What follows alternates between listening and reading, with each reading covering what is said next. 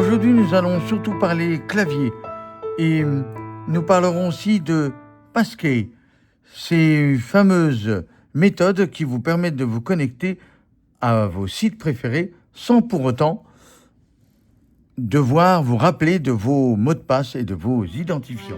Mais en fait, comment ça marche ?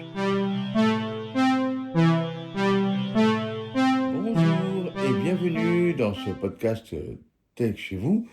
Aujourd'hui, nous allons vous parler du clavier du MacBook Air et nous allons aussi parler aussi, dans cette même veine, de quelques raccourcis bien utiles avec VoiceOver. Mais d'abord, utiliser un clavier Mac est pas vraiment différent du clavier Windows. Enfin, oui, pas tout à fait. Et nous allons voir que cette différenciation, on va faire des comparatifs, le clavier Mac et le clavier Windows dans sa disposition. D'abord, dans un premier temps, nous allons parler du clavier Mac. Et nous verrons ce qui différencie du clavier Mac au clavier Windows. Deuxièmement, en général, dans la plupart des MacBook Pro ou MacBook Air, il n'y a pas de pavé numérique. Alors que sur Windows, il arrive que certains portables aient à son sein, à droite, un pavé numérique. Alors ça change pas mal de choses parce que ça évite qu'on soit obligé de taper la majuscule lorsqu'on veut faire les chiffres, lorsqu'on a un pavé numérique. Bon, et puis ça, pour d'autres utilisations, par exemple, pour les utilisateurs de JAWS, c'est bien utile d'avoir le pavé numérique dans le cas de Windows.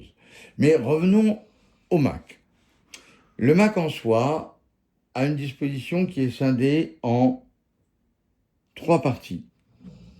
Celle du haut, alors nous parlerons du haut vers le bas. Et je vous expliquerai pourquoi. Je vais vous le dire tout de suite. Le haut, c'est ce qu'on appelle la partie fonctionnalité propre au fonctionnement et à la représentation de votre bureau sur le Mac. Tout autant au niveau disposition de l'écran que luminosité de l'écran que le son.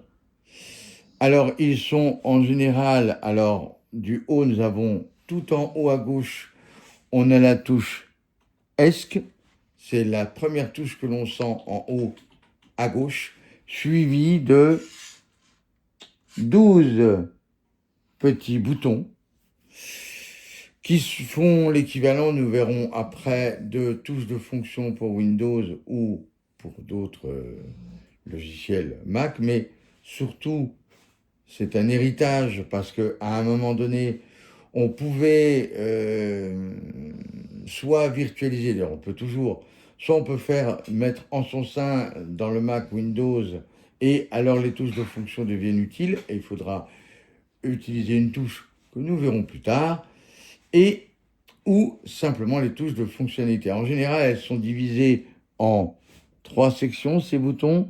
La première, les touches F1, F2 sont les touches, donc les 2 touches qui sont après la touche Escape sont les touches de luminosité. Ça, c'est la première section. La deuxième section, c'est une fonction de représentation de partage d'écran. Alors en fait, ce qu'on appelle partage d'écran, c'est pas dans le sens que tout d'un coup, vous allez pouvoir mettre un écran. C'est en fait, on scinde plusieurs fenêtres d'applications ouvertes et que l'on dispose joyeusement sur l'écran. Ensuite, nous avons les touches de recherche, qui est la touche F4. La touche F5 devient la touche de dictée vocale. La touche 6, c'est la mise en repos, ou le fait d'enclencher le mode repos. Par exemple, vous voulez passer en mode ne pas déranger, cette touche-là est utilisée. Les touches F7, F8, F9 sont des touches de médias.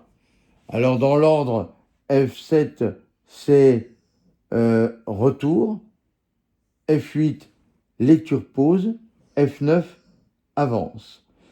Et puis nous avons les trois dernières touches, F10, F11 et F12. Eh bien, nous aurons baissé, augmenté et mettre le volume sur mute. Et il y a enfin un dernier bouton qui est le bouton Start. Alors, sur les anciens Mac, c'était juste un bouton, et ni plus ni moins. Dans les Mac récents, c'est un bouton avec la possibilité d'avoir l'empreinte digitale. Donc, cette première partie, nous en avons parlé. La seconde partie du clavier Mac, c'est toutes les touches, tout en partant cette fois d'abord de l'extrême gauche. Nous aurons toujours ESC, puis en dessous cette touche X, nous avons tout un pavé, toutes les touches sont 1, 2, 3, 4, 5, 6, 7, qui sont de gauche à droite 1, et le dernier, le 0, suivi des touches parenthèse, tiret et retour. Et en dessous, la touche arrobase, qui est la première touche qui est juste en dessous, est-ce que nous avons tab, majuscule, enfin blocage de majuscule, et la touche FN. Pourquoi je vous en parle de la touche FN maintenant ? Eh bien parce que lorsque l'on active cette touche, on peut à ce moment-là permuter les touches de fonction que je vous ai décrites auparavant en touches de fonction qui sont F1, F2, F3, F4, F5, F6, F7, F8, F9, F10, F11 et F12. Voilà, une fois qu'on a parlé de cette partie-là, nous allons nous intéresser à la partie qui se trouve à droite.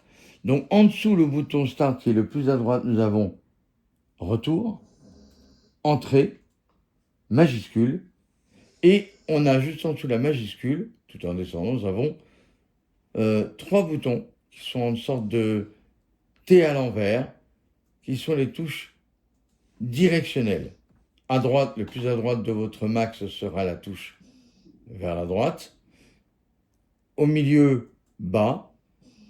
À gauche du milieu, enfin à gauche de la touche du milieu, nous avons retour. Et juste en dessous de la touche du milieu, la touche au-dessus, c'est haut. Voilà. On a 4 touches et non 3. Pourquoi je dis 3 ?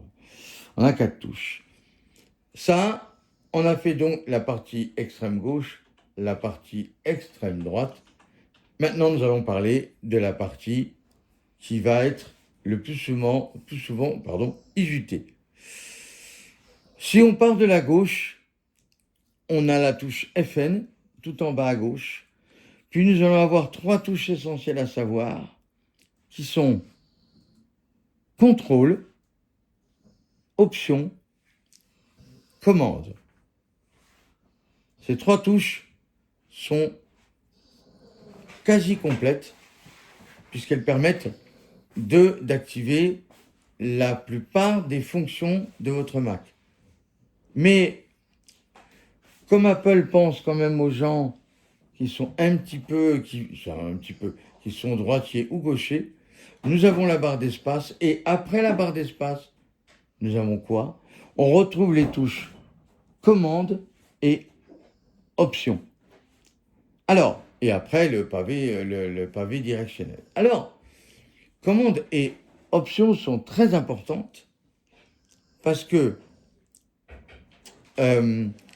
la touche commande correspond, et nous le verrons lorsque je vais faire un descriptif du clavier du PC, pour voir la différence, eh bien, c'est la fameuse touche Windows.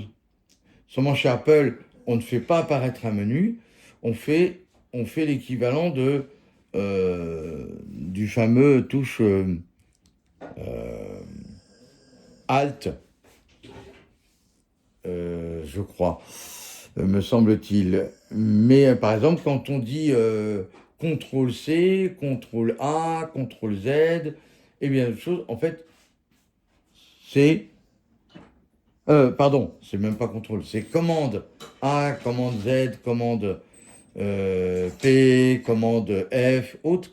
Eh bien, on appuie sur la touche qui se trouve. Alors, ces deux touches commande ont un avantage extraordinaire, c'est qu'elles sont faciles à repérer. Elles se trouvent de part et d'autre de la barre d'espace. C'est-à-dire que vous avez la barre d'espace et à gauche, la première touche que vous sentez, c'est la touche commande. Voilà.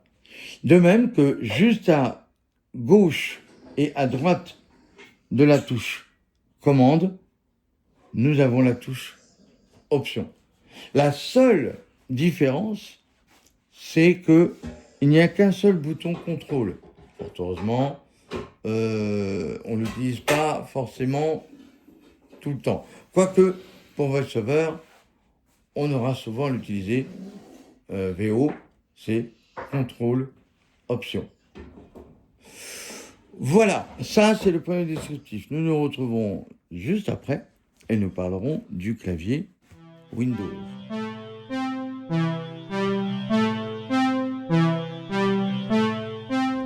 Voyons la suite et nous allons parler maintenant du clavier Windows. Alors, il a quand même une différence, c'est qu'il est bourré d'héritage. Il faut savoir que le Mac n'avait pas tout à fait ce clavier-là, alors que Windows a été un héritage de plein de choses des années 60 jusqu'à nos jours. Donc, il y a forcément certaines fonctions que vous n'aurez pas sur le Mac.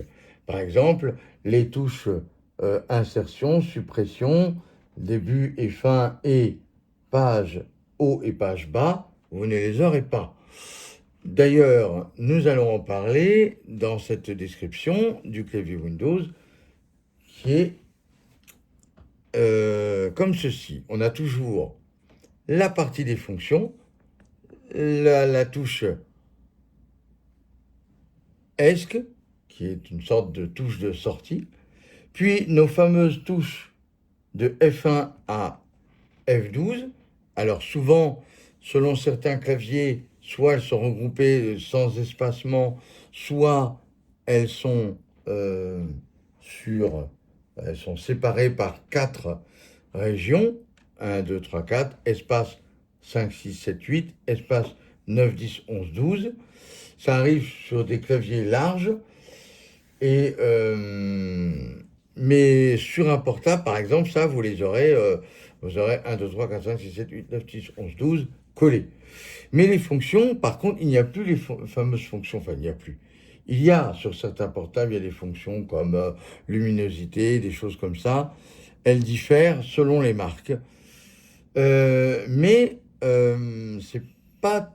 Enfin, c'est comme le Mac, mais chaque marque d'ordinateur a à sa disposition. Alors que chez Apple, la disposition est strictement la même, que vous ayez un MacBook, que vous ayez un MacBook Air, un MacBook Pro, que vous ayez un clavier Apple, la disposition est exactement la même. Là où ça change, c'est donc juste après les fameuses touches 1, 2, 3, 4, 5, 6, 7, 8, 9, 10, 11, 12, en haut du clavier Windows, vous avez ces fameuses touches, vous en avez 3, que c'est imprime écran, arrêt et pause antenne. N'en tenez pas compte, car elles n'ont pratiquement plus d'utilité. Elles servaient, alors pour un petit peu de culture générale, elles servaient lorsque les pages d'écran qui étaient d'abord textuelles défilaient assez vite. On pouvait faire des copies d'écran et les imprimer automatiquement vers une imprimante pour voir ce qui était écrit à l'écran et de pouvoir les lire. Mais aujourd'hui, on s'en sert pratiquement pas. Et à la droite, selon les modèles de portable, plus l'écran est large, plus vous avez la chance d'avoir ça, vous avez un pavé numérique. On n'y reviendra pas. Nous avons une touche qu'on appelle verrouillage numérique, ou plus souvent verrunnum. Et puis, nous allons avoir le slash, l'étoile, le moins, et en dessous, 7, 8, 9, 4, 5, 6, 1, 2, 3, et en dessous, 0, virgule, et entrée, qui est l'équivalent de demander la somme des résultats. Un peu comme une calculette, finalement. Ça, c'est la partie de droite. La partie qui est juste avant la partie de la calculette, j'y reviens, nous avons ces fameuses touches imprimer écran, arrêt et pause ATN, donc je ne sais même plus d'ailleurs à quoi elle sert. Nous avons ces fameuses touches insert, supprime, haut, bas, page haut et page bas. Ça aussi, ça a son utilité surtout peut-être pour les traitements de texte. On peut se balader de page en page ou de paragraphe en paragraphe. Ça, ce sont ces touches-là. Et juste en dessous, ces 6 touches, vous avez le pavé directionnel. Ça, souvent, vous avez ça. Alors attention, les touches que vous avez décrites à propos des pages haut et pages bas sont parfois, dans les portables, permutées sur le pavé tactile. Et dans ce cas-là, il y a une touche pour pouvoir accéder à ces fonctionnalités qui, en général, se trouvera à gauche. Ou, ouais, à gauche, mais c'est assez variable. Non, celle-là, elle est... oh, je sais même plus où elle est. Mais je sais que... Enfin, il me semble que c'est ça. Bon, peu importe. Maintenant, nous allons parler de la partie centrale. En dessous, les boutons de fonction, nous avons les touches numériques, à savoir l'exposant puis les touches de 1 à 0 et parenthèse et les touches de calcul plus égal et parenthèse fermante en algèbre. La parenthèse algébrique. Et juste à droite, nous avons le retour arrière. En dessous, nous avons les touches exactement comme votre machine à écrire. Et puis en bas, aux dernières lignes, nous avons un petit peu comme le Mac, nous avons une touche de contrôle, une touche Windows, en partant de la gauche vers la droite, et une touche Alt. Puis, nous avons la barre d'espace, nous avons Alt GR, qui est Alt groupé, je crois, si je me rappelle bien, et Windows, menu contextuel, me semble-t-il, et CTRL à nouveau. Alors, ce qui est très bien, c'est que de gauche ou de droite, nous avons, que ce soit le plus à droite ou le plus à gauche, nous avons CTRL. Au milieu, ce qui change, c'est le menu contextuel, mais sinon, si on a les deux touches en partant de la barre d'espace, les deux touches sont Alt, se trouvent de part et d'autre de la barre d'espace, et la touche Windows se trouve le deuxième en allant vers la gauche. Ce qui est différent du Mac, c'est que justement, chez Apple, ils auraient mis la touche Windows de part et d'autre de la barre d'espace. C'est ça la différence. C'est que si on utilise un clavier PC sur une configuration Mac, ce sera la touche Windows qui sera la touche commande. Voilà, il faut bien le savoir. C'est toute la différenciation. Mais sinon, les raccourcis, sont à peu près les mêmes pour les fonctions de base. C'est ce que nous verrons dans...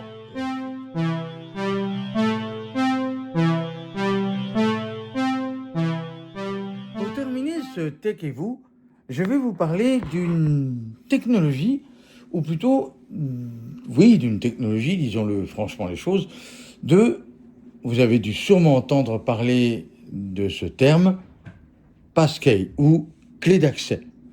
Alors le principe de clé d'accès, alors depuis longtemps, vous savez que lorsque vous vous connectez sur un site, que ce soit Facebook, Amazon ou autre, enfin tout ce que vous voudrez, il faut un identifiant, soit c'est un identifiant que vous avez créé, soit c'est généralement votre adresse email. Et un mot de passe. Un mot de passe que vous avez créé ou qui peut être généré par les différentes applications comme Dashlane, Secret ou tout simplement le trousseau ou mot de passe de votre téléphone. Ou d'ailleurs, dans Google, il y a aussi la même chose, un système du même acabit. Alors, déjà, soyons simples et soyons pédagogues. L'identifiant et le mot de passe, c'est la même chose que la serrure et la clé. Vous êtes devant la serrure de votre maison, vous avez besoin d'une clé. La serrure, c'est l'identifiant, vous vous identifiez à votre domicile, et la clé, c'est votre mot de passe. Et si vous n'avez pas l'un, vous ne pouvez pas avoir l'autre. Et voilà, on ne peut pas forcément aller chez d'autres personnes, à moins d'avoir ce que l'on appelle une clé universelle ou un passe-partout. Mais bon, reconnaissons-le, dans une résidence ou dans un immeuble, c'est rarement le cas et ce n'est que donné à des personnes habilitées. Mais revenons plutôt à notre sujet premier. Pendant longtemps, le problème, c'est que on ne va pas qu'à un seul ou deux ou trois sites. On va à plein de sites et souvent on ouvre des comptes tout azimut, mot de passe identifiant, mot de passe identifiant. Alors déjà, c'est pas très sécurisant, enfin pas très malin, même si les risques sont limités. Nous le verrons après.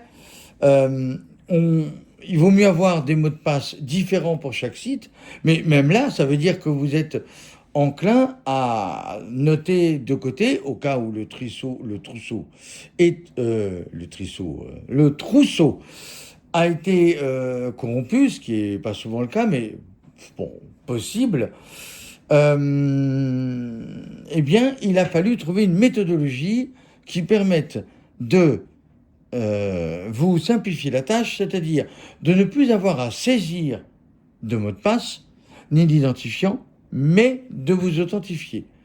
Alors le passkey, justement, la technique est simple. Lorsque votre site vous propose de générer une clé d'accès, eh bien en fait elle va vous permettre de générer une sorte de clé privée qui sera sur votre machine. Et lorsque cette clé est générée, eh bien, elle va renvoyer au serveur et va donner l'ordre au serveur d'avoir une clé publique. Vous ne diffusez jamais cette clé privée puisqu'elle sera toujours dans l'ordinateur et contient vos informations, à savoir votre identifiant, mot de passe et le site auquel vous vous connectez. Comment ça se passe dans la pratique ? Dans la pratique, vous vous rendez sur Facebook, par exemple, et vous pouvez générer... vous allez à l'authentification, il vous dit de vous authentifier par mot de passe ou passkey, vous choisissez le passkey et à ce moment-là, il y a deux solutions. Vous êtes chez vous, ce sera simplement, il faudra confirmer votre présence par le mot de passe de déverrouillage de votre iPhone ou votre Mac. Vous n'êtes pas chez vous, il faudra soit scanner un QR code qui sera généré par le site Facebook ou autre, soit remplir un champ, ou en tout cas coller le champ qui a été sur le QR code et de le renseigner dans le mot de passe. Mais c'est pas toujours... cette deuxième action n'est pas toujours facile, enfin facile, oui, voilà. Mais il est plus généralement plus simple de taper son mot de passe. Alors, c'est sur un téléphone, ça ne pose pas de réel problème parce que ce sera votre empreinte digitale ou votre Face ID qui générera la clé et qui permettra de dire oui, c'est bien moi qui me connecte à ce compte et pas un autre. Parce que au pire, il vous demandera votre mot de passe, à savoir le code de déverrouillage, et pas le mot de passe que vous avez saisi la première fois pour créer le compte. Voilà, c'est une technologie bien avancée. Il faut savoir qu'il y a une autre solution, c'est ce que on appelle des clés physiques. Prochainement, dans un Tech et vous, on essaiera de vous montrer comment cela se passe, parce que c'est encore une autre solution qui permet de s'affranchir de devoir être à disposition devant son téléphone, parce qu'on peut toujours vouloir, par exemple, se connecter sur un autre ordinateur public ou autre, et de pouvoir se connecter à Facebook ou autre avec ses mots de passe, sans pour autant devoir avoir son carnet de mots de passe à trimballer avec soi.